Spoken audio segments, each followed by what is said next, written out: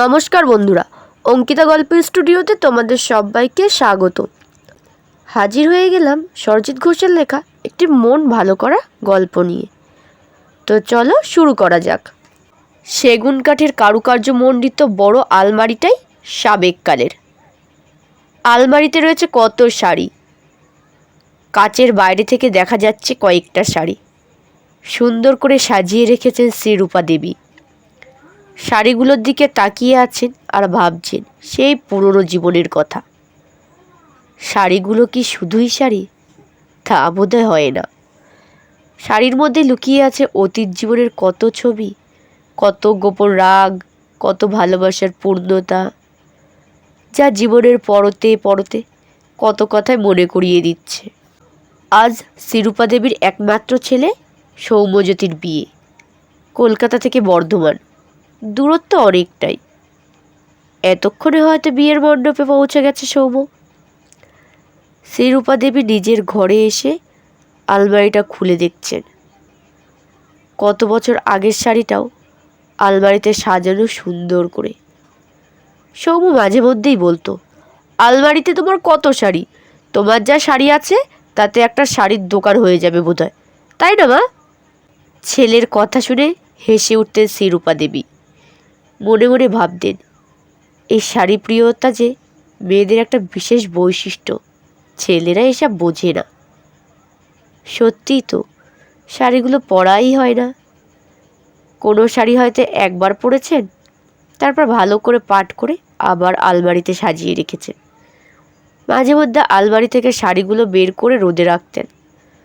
শ্রীরূপা দেবীর স্বামী ভাস্করবাবু শাড়িগুলো দেখে হাসতে হাসতে বলতেন, সৌম্য দেখ, তোর মায়ের এত ভালো ভালো শাড়ি, তবু বলে একটাও ভালো শাড়ি নেই।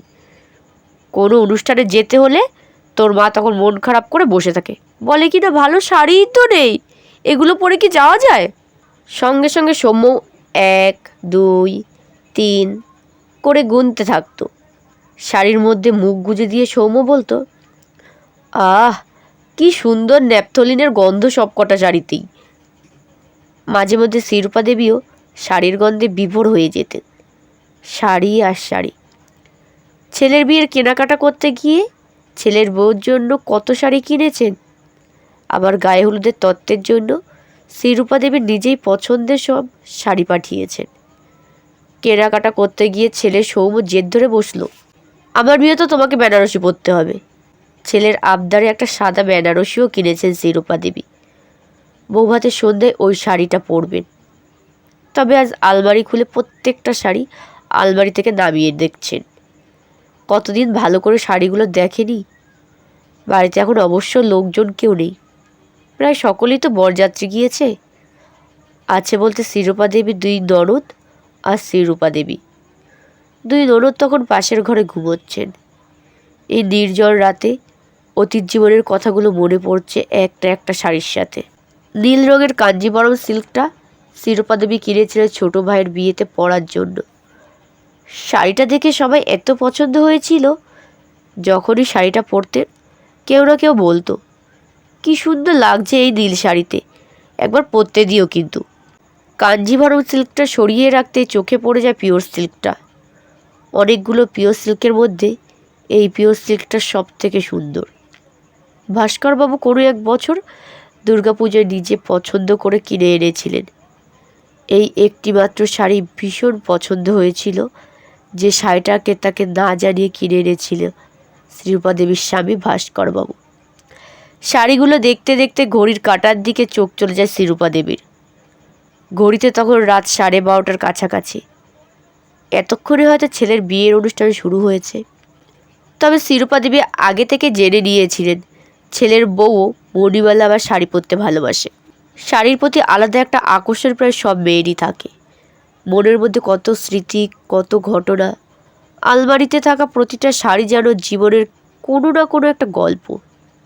যাই হোক, শাড়িগুলো নিয়ে আবার দেখতে থাকেন। দেখতে দেখতে হাতে চলে আসে সেই শাড়িটা, যে শাড়িটা শ্রীরূপা দেবীর জীবনের সব থেকে প্রিয়।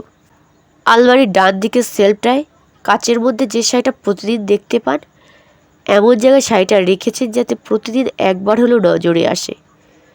এই শাড়িটা শিরূপা দেবীকে প্রতিনিয়ত মনে করিয়ে দেয় ভাস্করবাবুর কথা। শাড়িটা যে বড় আবেগের, বড় ভালোবাসার। শাড়িটা বের করে নিয়ে এসে বারবার দেখতে থাকেন।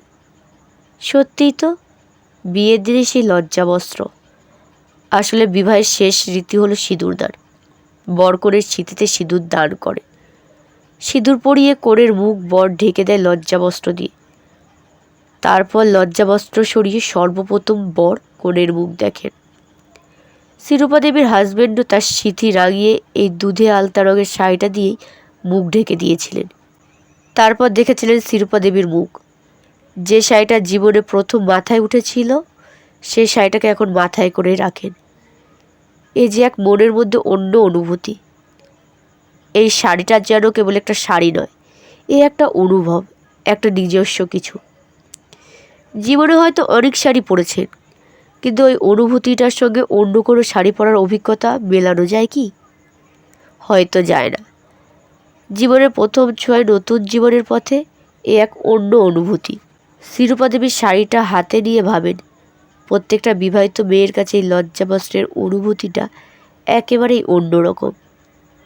এ এমন এক শাড়ি, দোকান থেকে কিনে নিয়ে আসার পর আবার নতুন নামকরণে নামাঙ্কিত হয়। নাম হয় লজ্জাবস্ত্র, যার মধ্যে থেকে যায় প্রিয়তমের ছোঁয়া। আগামীকাল নতুন বউ আসবে বাড়িতে, সেও হয়তো জীবনের অন্যান্য এক অনুভূতিকে এভাবেই হয়তো আগলে রাখবে বুকে।